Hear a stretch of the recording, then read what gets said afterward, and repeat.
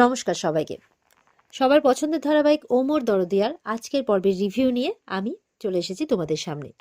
Bangla serial সমাচারে তোমাদের সবাইকে অনেক অনেক স্বাগত জানিয়ে আজকের পর্বের রিভিউ শুরু করছি।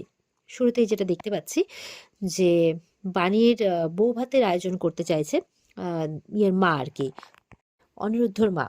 তো সেটা দেখে রেগে যায় অনিরুদ্ধর বাবা। বলছে যে আমি এই বিয়ে মানি না। তুমি কি মনে করেছো তুমি যা ইচ্ছে তাই করবে, তুমি ওদেরকে মেনে নেবে, তাহলে আমিও মেনে নেব? আমি মানি না এই বিয়ে, এই বলে কিন্তু ঘর ছেড়ে চলে যায়। অনিরুদ্ধ বলছে এটা তো প্রথমবার নয় যে বাবা ঘর ছেড়ে চলে গেছে রাগ করে। চলে যায় 3-4 দিন গিয়ে হোটেলে হোটেলে থাকে, আবার শান্ত হলে ফিরে আসে, তুমি কোনো চিন্তা করো না।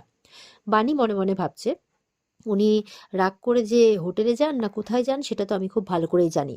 তো অনিরুদ্ধর মা বলছে উনি বড় মাটির মানুষ জানিস তো, রাগ হয় ঠিকই কিন্তু আমার শরীরের কথা ভেবেই উনি রাগ করেন, আবার আমার কাছে ফিরেও আসেন, এভাবে বলছে। তো বাণী তো সত্যিটা জানে, সেই জন্য বাণী আর মানে ব্যাপারটা এখন কিছু বলছে না, চুপ করে আছে। তো এবার বাণী যখন ওখান থেকে চলে যাচ্ছে তখন অনিরুদ্ধর মা বলছে আজকে বউ ভাতে রান্না বান্না করে আত্মীয় স্বজনকে খাইয়ে তারপর তুমি যাবে। তারপর বলছে কিন্তু খাওয়াবেই বা কাকে, আত্মীয় স্বজনরা তো সবাই চলে গেছে। তখন বাণী বলছে সবাই আত্মীয় স্বজন, আমরা যদি গরিব দুঃখী মানুষদের খাওয়াই, তাদের আশীর্বাদ পাই, সেটাও তো ভালোই হবে, আপনার ছেলের মঙ্গলই হবে। বলে কথাটা তুমি খারাপ বলনি, ঠিক আছে, তুমি বউ ভাতে রান্না শুরু করে দাও, তারপর আমরা সেই রান্নাগুলো নিয়ে মন্দিরে যাব, সেখানকার গরিব দুঃখীদেরই খাওয়াবো। এই বলে বাণী কিন্তু বাড়িতে গিয়ে রান্না শুরু করে দিয়েছে। তখন ওর মেয়ে তো প্রশ্ন করেই যাচ্ছে বউ ভাত কেন হয়, বর ভাত কেন হয় না। তখন বলছে মাম্মাম তোর অনেক প্রশ্ন। তো বলছে তুই এবার কি চুপ করে থাক, নাহলে কিন্তু আবার রান্না গন্ডগোল হয়ে যাবে। ওদিকে দেখা যাচ্ছে বান্টি কিন্তু চুপ করে শুনতে এসছে, দেখছে ও আচ্ছা। তো বান্টির এবার রান্নার গন্ধ এতটাই ভালো লেগেছে, বান্টি চলে এসছে ঘরের মধ্যে। তো এবার বলছে কি আবার তুমি এখানে? বলছে না না, আসলে খাবারের গন্ধেই না, গন্ধের টানে চলে এসেছি। আচ্ছা আমি আসছি। তখন বাচ্চাটা বলছে বান্টি আঙ্কেল, আজকে না আমার মামামের বউ ভাত, তো আমরা না মন্দিরে যাব, সেখানে গরিব মানুষদের খাওয়াবো, তুমি যাবে আমাদের সাথে? বলে না, আমি যাব না। বলে কেন যাবে না? বলে কারণ আমার বউ নেই তাই। উফ বড্ড প্রশ্ন করে, এই বলে চলে যায়। আর বাণী তো বান্টিকে দেখে বারবারই অবাক হয়, বান্টির স্বভাব দেখে আর কি। এদিকে ঠাম্মি আর মল্লি মিলে বান্টির আসার অপেক্ষা করছে। বলছে কখন পাঠিয়েছি এখনো আসে না, বৌভাতটা পণ্ড হলো কিনা দেখার জন্য পাঠিয়েছি। তখন বলছে দেখো গে। মল্লি বলছে ও মনে হয় বৌভাতের খাবার খেতে বসে গেছে বাণীর হাতের। বলে ধুর, বৌভাত হলে তবে না, তাপসকে এমন আমি ঘোল খাইয়েছি একেবারে, দেখো এতক্ষণে সব পণ্ড হয়ে গেছে।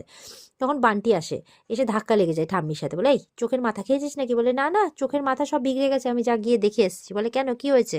তো ওদিকে এবার মৌলি বলছে হেয়ালি না করে বলবে যে কি হয়েছে। তখন বান্টি কিন্তু সব বলে, যে গিয়ে দেখছি ওখানে বউ ভাতে রান্না হচ্ছে, তারা সবাই মন্দিরে যাবে, দিয়ে কাঙালি ভোজন করাবে। তবে একটা কথা মানতে হবে, এত সুন্দর বাণীর হাতে রান্নার যে গন্ধ, আমার তো মনে হচ্ছিল আমিও গিয়ে মন্দিরে বসে পড়ি। তখন ঠামি বলছে হ্যাঁ হ্যাঁ, ওটাই আছে তো তোমার কপালে, চিন্তা করো না, কাঙালি ভোজনই আছে। একদমই তাই। এরপর যদি তুমি বাণীর প্রশংসা করেছো না, তাহলে তোমাকে আমি একদম বাড়ির থেকে বের করে দেবো, দিয়ে তোমার এই রাস্তায় বসে জায়গা হবে, ভিক্ষে করবে আর কাঙালি ভোজন খাবে। তাই বলছে। তো এবার তো তারা দেখছে, মানে তারা কথা বলছে, তখন সেখানে কিন্তু মৌলির মা আসে। বলছে কি ব্যাপার বান্টি, তুমি এখানে, তুমি হচ্ছে সকাল থেকে খুব ব্যস্ত। তখন ওরা কথা পাল্টে দেয়, ঠামি বলছে না না, আমরা সবাই মিলে একটু মন্দির যাওয়ার মানে প্ল্যান করছিলাম। তো আসলে মন টন ভালো নেই, তো তাই একটু মন্দিরে গেলে আমার মনে হয় সবার মন টন ভালো লাগবে। তখন বলছে মন্দির? ঠাম্মি বলছে হ্যাঁ তুমিও চলো না, চলো, পিনাকে কেউ নিয়ে নাও। তো বাবাকেও আমি বলতাম, আসলে বাবা তো নেই তাই আমি আর বলছি না, চলো সবাই মিলেই যাই মন্দিরে। তো মৌলির মা তো মন্দিরে যেতে খুব ভালোবাসে, রাজি হয়ে যায়, তাই তৈরি হতে চলে যায়। আর এদিকে ঠাম্মি বলছে আমি জানতাম তোমার মা তো, মন্দির হচ্ছে ওর মোস্ট ফেভারিট প্লেস, তো ও না করবে না। এবার হবে আসল মজা, ওখানে গিয়ে যা দেখতে পাবে তাতেই মজা আসবে। ওদিকে মন্দিরে মন্দিরে দিব্যি কিন্তু বৌভাতের অনুষ্ঠান চলছে, অনুষ্ঠান বলতে কাঙালি ভোজন করানো হচ্ছে। বাণী মনের আনন্দে তৃপ্তি করে তাদেরকে খাওয়াচ্ছে। তো মানে গরিব মানুষরাও, তারাও কিন্তু বেশ তৃপ্তি ভরে খাওয়া দাওয়া করছে। এরপরেই ঠাকুরমশাইকে বলছে যে আপনি কি এবার ওকে শাখা পলাটা এনে দিন, আর ঠাকুরের সিঁদুরটা দিন, আর আশীর্বাদ করে দিন, তাই বলছে। তো এবার ঠাকুরমশাই শাখা পলাটা এনে দেয়, এনে অনিরুদ্ধর মা পরিয়ে দেয় শাখা পলাটা হাতে। ততক্ষণে কিন্তু মৌলি, তার মা বাবা, পুরো পরিবার কিন্তু চলে এসছে, ঠাম্মি ওদের সবাইকে নিয়ে চলে এসছে, ওরা আড়াল থেকে দেখছে। আর এদিকে ঠাকুরমশাই যখন আশীর্বাদী সিঁদুরটা নিয়ে আসছে, বাণী মনে মনে বলছে যে তবে এইটাই কি আমার মানতের ফল মা? আমি তোমার কাছে মানত করেছিলাম যে আমি আমার মেয়ের বাবাকে যেদিন ফিরিয়ে দেবো ওর কাছে, সেদিন শাখা পলাটা এখান থেকে নিয়ে যাব। তো তোমারই মন্দিরে উনি আমার মাথায় সিঁদুর পরিয়ে দিলেন, আবার তোমারই মন্দিরে মানে এই শাখাপলা আমার হাতে এলো, তোমারই মন্দিরের সামনে এই ওনার মা আমাকে পরিয়ে দিচ্ছেন, তাহলে এই কি সব তোমারই ইচ্ছে? এইভাবে বলছে। তখন ঠাকুরমশাই ওদিকে সিঁদুরটা নিয়ে আসছে। আর এদিকে ঠাম্মি কি করে, ঠাম্মি মন্দিরের ওখানে গিয়ে সেই সিঁদুরের থালাটা একদম ফেলে দেয় ঠাকুরমশাইয়ের হাত থেকে। আর সেই সিঁদুরটা গিয়ে পড়ে বাণীর মাথাতেই, মানে ওটা মায়ের আশীর্বাদী সিঁদুর, সেটা বাণীর মাথাতেই গিয়ে পড়ে। বলছে বা বাবা, ভালোই তো চলছে এখানে। তাহলে সেই দিন ওইসব কি হচ্ছিল, ওইসব কি নাটক চলছিল? মৌলিও চলে আসে যে আন্টি, সেদিন তো এমন করছিলে যেন তুমি বিয়েটা কোনোদিনই মেনেই নেবে না, আর আজকে তো দেখছি পুরো উল্টো ব্যাপার, তুমি তো বেশ সুন্দর মেনে নিয়েছো, এখানে তো দিব্যি অনুষ্ঠান চলছে। তখন বলছে অনিরুদ্ধর মা, না না আমাকে ভুল বোঝো না, আপনারা ভুল বুঝছেন। বলে না না, এখানে তো আর ভুল বোঝার কোনো কিছুই নেই, দিব্যি সে সব কিছু চলছে। তাহলে সেই দিন সবকিছু নাটক ছিল তাই বলছে। ঈশানীর বাবাও রেগে গেছে, মানে ঈশানীর বাবা বলছে, মৌলির বাবা বলছে যে আমাদের বিশ্বাসের এইভাবে দাম দিলে, তাপস কোথায়? তাপসও কি ব্যাপারটাকে এইভাবেই মেনে নিয়েছে নাকি? এরভাবে বলছে। বলছে আমরা তো মনে করেছিলাম আমাদের মতো তোমরাও লজ্জিত এই ব্যাপারটা নিয়ে। তো মৌলির বাবা বলছে, মৌলি যখন জন্মেছিল তখন আপনারাই হসপিটালে গিয়ে বলেছিলেন যে, মানে আমার মেয়ের হাত চেয়েছিলেন আপনাদের ছেলের জন্য, আমরা কিন্তু যাইনি।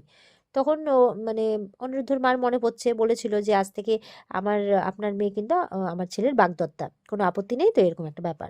মৌলির মা বলছে, তুমি কি করে করতে পারলে? আমাদের পরিবারে এতদিনের সম্পর্ক এত তাড়াতাড়ি ভেঙে দিলে।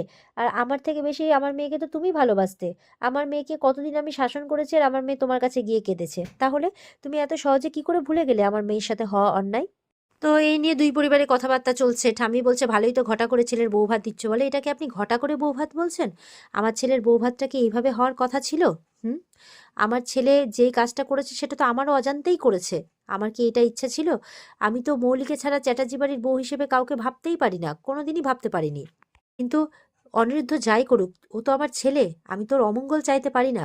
মৌলির মাকে বলছি, ঈশানী, যদি তোমার মেয়ে এরকম কোনো একটা ভুল করতো, তুমি কি তাকে ফেলে দিতে পারতে? মা হয়ে পারতে না তো? তাহলে আমি কি করে করি বলো তো? আজকে বাণীর স্মৃতি সিঁদুরে আমার ছেলের নাম লেখা অনিরুদ্ধর, তাই আমি ওর মঙ্গল না চেয়ে কি করে পারি, তোমরাই বলো।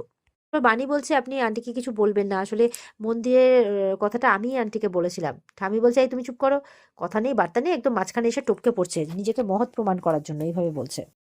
তো দুই পরিবারের যখন রাগারাগি হচ্ছিল, তখন কিন্তু অনিরুদ্ধর খুব খারাপ লাগে যে বাণীকে আর অনিরুদ্ধর মা বাবাকে সবাই কথা শোনাচ্ছে। তো অনিরুদ্ধ বলেছিল যে, অনিরুদ্ধ বলে আর কি, যে আপনারা যা বলার আমাকে বলুন, যা করার আমি করেছি, স্বইচ্ছেতে করেছি। তাহলে আমার মা বাবাকে দোষী করছেন কেন, আর বাণীকেই বা দোষ দিচ্ছেন কেন? ওদের তো কোনো অপরাধ নেই, ওরা তো জানতেও না আমি স্বইচ্ছায় এই ব্যাপারটা করেছি, তাহলে তো আমি অনুতপ্ত নই, আমি যা করেছি ঠিক করেছি। তখন অনিরুদ্ধর কথা শুনে মৌলির পরিবার কিন্তু আরো রেগে যায়। তো এবার মৌলির পরিবার কি করে, যে বাণীকে যেহেতু মেনে নিচ্ছে, সেহেতু ঈশানী আর ওর বর বলছে আর কি, যে অনিরুদ্ধদের পরিবারের সাথে নাকি আর কোনো সম্পর্ক রাখবে না। কারণ যেই পরিবার সুখের সময় পাশে থাকে না, এমনকি দুঃখের সময় পাশে থাকে না, এক পরিবারের দুঃখে আরেক পরিবার আনন্দ করতে পারে, সুতরাং সেই পরিবারের পাশে তারা আর থাকবে না, তাই সমস্ত সম্পর্ক ছিন্ন করে তারা কিন্তু চলে যায়। তো এবার বাণী তো মন্দিরে বসে কাঁদছে যে ভগবানের সামনে, যেটা তুমি কি করলে, কেন করলে? তখন অনিরুদ্ধ গেছে বাণীকে সামলাতে। অনিরুদ্ধ গিয়ে বলছে যে আপনি কাঁদবেন না, কিন্তু বাণী বলছে যে আপনি এটা কেন করলেন বলুন তো আমাকে, কেন বিয়েটা করতে গেলেন? তাহলে তো এই সমস্যাটা হতো না, দুই পরিবার এরকমভাবে আলাদা হয়ে যেত না। এইভাবে বলছে। আর এখানেই কিন্তু আজকের পর্ব শেষ হয়ে যায়। তো এই ছিল আজকের পর্বের রিভিউ। ভালো লেগে থাকলে পর্বকে লাইক কমেন্ট করে জানাতে ভুলবে না, আর আমাদের সাথে জুড়তে চ্যানেলকে সাবস্ক্রাইব করতে ভুলবে না।